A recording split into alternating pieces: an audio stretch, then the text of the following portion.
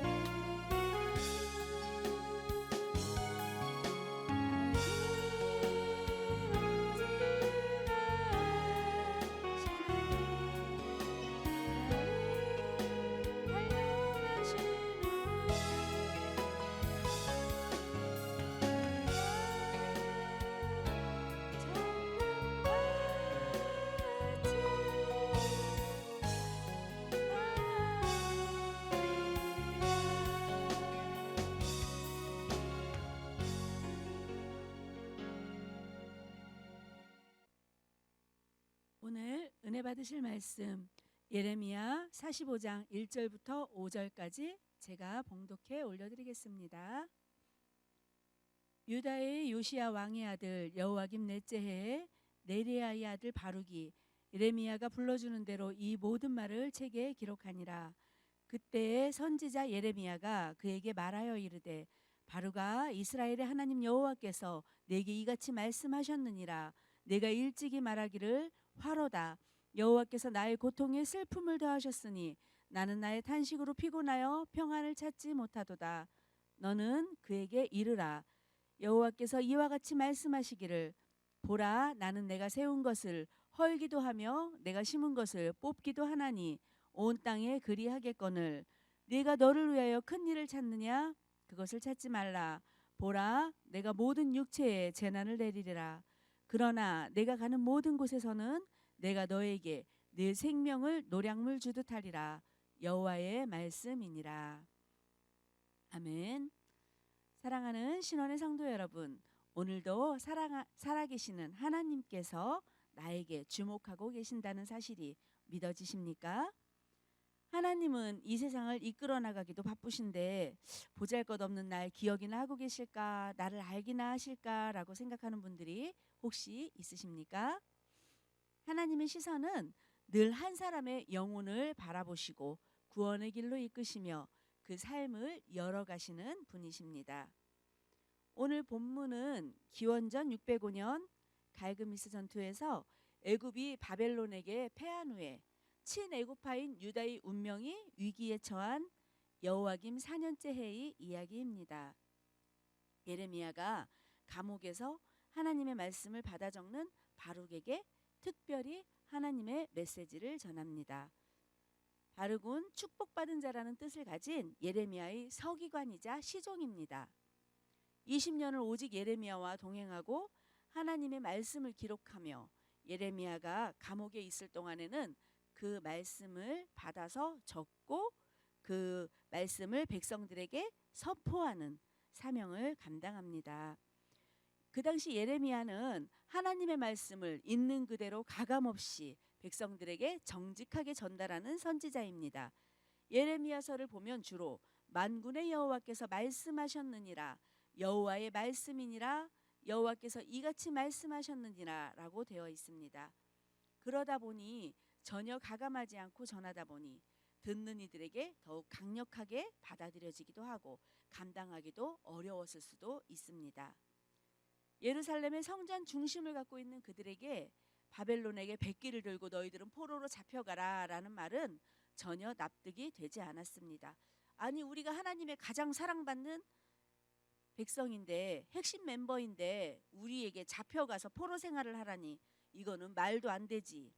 하나님께 나와 회개하고 자복하라는 이야기는 아예 들리지도 않고 들을 생각도 하지 않습니다.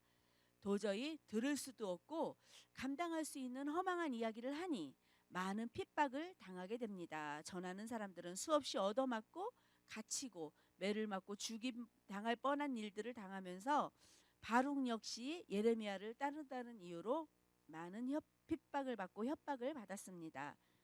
바룩은 얼마든지 편한 삶을 살 수 있는 그러한 상황이었습니다. 바룩은요, 할아버지가 요시야 왕 당시 예루살렘의 시장직으로 전체 책임을 맡은 고관직을 지냈으며 동생 스라야는 왕의 시종장, 지금으로 말하면 대통령 비서실장 정도 이렇게 권세를 가지고 있는 아주 고관직 가문입니다. 가만히 있기만 하면 얼마든지 편하게 살 수 있는 소위 요즘 말하는 금수저 집안입니다. 그럼에도 불구하고 바룩은 예레미야와 동역하며 그 시종의 일을 감당합니다. 바룩의 입장에서 예레미야를 말씀을 따른다는 것은 단순히 예레미야를 따르는 것이 아니라 하나님의 말씀을 따르는 것입니다. 그 말씀을 기록하는 일을 하면서 많은 괴로움을 당했을 겁니다.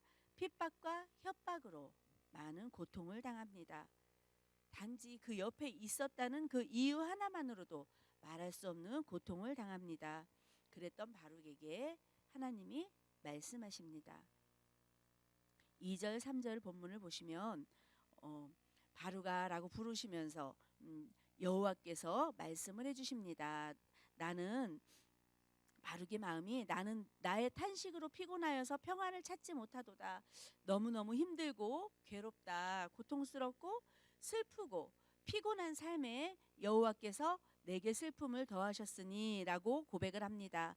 바룩이 얼마나 힘들고 괴로웠는지 그 고통을 하나님께서 보고 계신 것입니다. 하나님 편에 서서 말씀을 기록하는 것도 힘이 들지만 더 힘든 것은 말씀의 내용이 더 힘들었을 것입니다. 하나님께서 자기 백성을 포기하는 내용입니다. 다 내려놓고 너희들은 끌려가라 라고 말씀하고 계십니다. 다 망한다. 너희들은 다 죽어. 너희들은 끝났어. 이렇게 있는 그대로 전하는 것이 더욱 괴로웠을 것입니다. 바룩의 이런 모든 슬픔과 아픔을 아시고 수고를 하시고 하나님께서는 위로로 보상을 하십니다. 4절 말씀을 보시면요.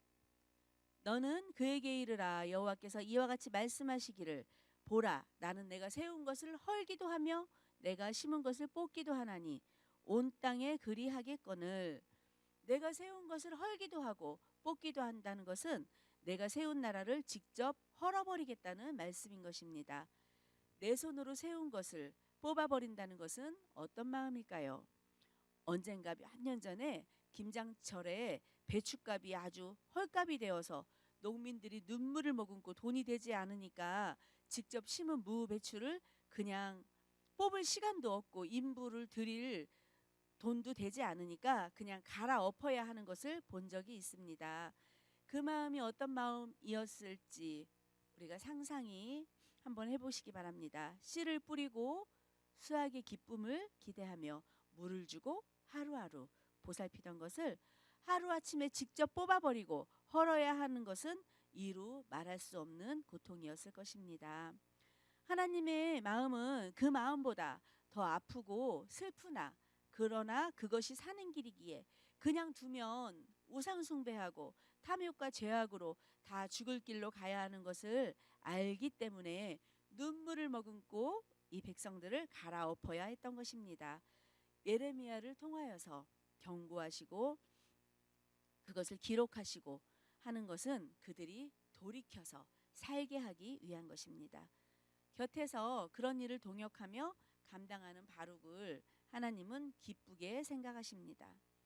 세상 일을 생각하면 이런 바룩의 사명을 감당할 수가 없습니다.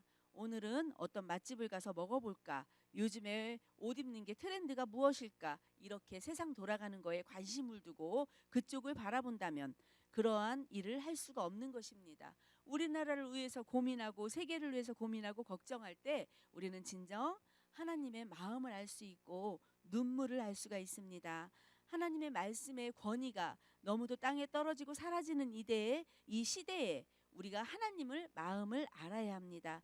죄가 가득하여 정말 죽어가는 내 사랑하는 영혼들을 바라보고 눈물로 탄식하는 하나님의 마음을 아는 자만이 함께 슬퍼할 수가 있는 것입니다. 이 5절에 계속해서 보십니다. 내가 너를 위하여 큰 일을 찾느냐? 그것을 찾지 말라. 보라, 내가 모든 육체에 재난을 내리리라. 그러나 내가 가는 모든 곳에서는 내가 너에게 새 생명을 노량물 주듯 하리라. 여호와의 말씀이니라. 큰 일을 찾느냐? 그것을 찾지 말라. 바룩이 자기를 위해서 큰 일을 계획했을까요? 만약 그랬다면 바룩은 이 일을 하고 있을 이유가 없었습니다. 여기에서 큰 일은 자기의 꿈이 아니라 하나님께서 자기의 백성을 돌이키게 하시는 일입니다. 이 기록한 말씀을 듣고 깨달아서 하나님께로 나오게 하는 것이 큰 일입니다. 내가 기록하고 선포함으로 반드시 백성들이 돌이키겠지라는 기대를 갖지 말라는 것입니다. 내가 하는 것이 아니고 내가 하는 것이라는 것을 깨닫게 하십니다. 하나님은 수없이 헐기도 하고 심기도 하는 그러한 분이십니다. 반드시 이 일을 통하여 이 일을 이루실 일을 이루시는 것이 하나님의 큰 일을 하는 것입니다. 우리는 어떤 사명을 감당했을 때 그 일이 잘 열매를 맺었는가에 관심이 많습니다. 그리고 잘 성사되었을 때 교만해지기가 쉽습니다. 내가 이번 일을 잘 감당하고 해냈을 때 이걸로 인해서 교회가 잘 되겠지? 내가 기도했더니 이렇게 잘 되었네 라는 생각은 교만으로 갈 수 있는 길입니다. 충성이라는 것은, 진정한 충성은 무언가를 내가 하는 것이 아닙니다. 하나님께서 이루시고 이끌어 가시는 그 자리에 내가 함께 있는 것입니다. 여러분, 큰 일은 하나님께서 하십니다. 안 된다고 우리가 실망할 필요도 없고요. 잘 되었다고 우쭐할 것도 없습니다. 내가 제대로 하지 못해서 큰 일을 하지 못한 것처럼 어떡하지라며 우리가 펄떡거리고 뛸 필요도 없습니다. 그냥 그 자리에서 묵묵하게 바룩처럼 받아 적기만 하면 되는 것입니다. 모든 육체에 재난을 내리지만 내가 가는 모든 곳에서는 내가 너에게 생명을 노량물 주듯 하리라. 내가 굳이 뭔가를 하지 않고 내 힘으로 돌파하려고 하지 않고 그 자리를 지키고 견뎌내기만 한다면 내가 가는 모든 곳 어느 곳에 있든지 관계없이 내 생명을 노량물 주듯 하리라는 하나님의 말씀을 오늘 믿으시기 바랍니다. 노량물은 승리를 이야기합니다. 빛나는 주인공의 자리도 아니고 그저 옆자리에서 받아 적고 말씀 그대로 전하기만 한 바룩을 하나님은 기억하시고 구원의 선물을 약속하십니다. 승자에게 챙겨주듯이 내 생명을 주리라. 그에게 주시는 사명이 곧 생명입니다.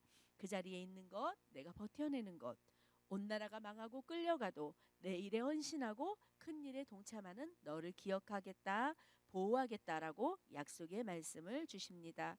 여러분, 우리가 할 수 있는 것은 아무것도 없습니다. 그저 주님 주신 지금의 자리를 묵묵히 지켜내고 버텨내는 것, 겸손함으로 주님 주신 시간에 최선을 다하고 지켜낼 때 주님께서 기억하여 주시고 선한 보상으로 위로하여 주십니다. 오늘 바룩을 눈여겨보시고 그 수고와 슬픔을 아시고 우리를 위로하여 주셨던 것처럼 주님의 시선 안에 머무는 저와 여러분이 되시길 축복합니다. 기도하시겠습니다. 오늘도 우리의 모든 일거수일투족을 지켜보시고 우리의 모든 사정과 형편을 살피시는 하나님 아버지, 참으로 감사를 드립니다. 하나님, 그렇습니다. 하나님, 때로는 보잘것없게 느껴지기도 하고, 하나님, 때로는 내가 이 하고 있는 일들이 잘하고 있는 건지 의심이 들 때도 있고, 하나님, 때로는 내가 이곳에 있는 것이 맞는가라는 생각을 할 때도 있습니다. 그러나 주님께서는 우리가 정말 묵묵히 서 있는 나무처럼 하나님 그렇게 그 자리에 있기를 원하십니다. 아버지께서 우리에게 허락하여 주신 하나님 그 자리를 지키고 나가기를 소망합니다. 하나님, 우리 사랑하는 신원이 성도들이 하나님 오늘 주님 주신 귀한 아버지 그 사명 가운데 하나님 하나님 어떠한 마음 가운데 흔들리지 아니하고 하나님 그것을 기쁨으로 알고 사명으로 알아 최선을 다하고 감내해내는 아버지 감당할 수 있는 그러한 믿음의 사람들이 되어져서 정말 주님께 잘했다 칭찬받는 그러한 귀하고 복된 삶을 살아갈 수 있도록 주님 허락하시고 축복하여 주시옵소서. 예수님의 이름으로 감사하며 기도드렸습니다. 아멘.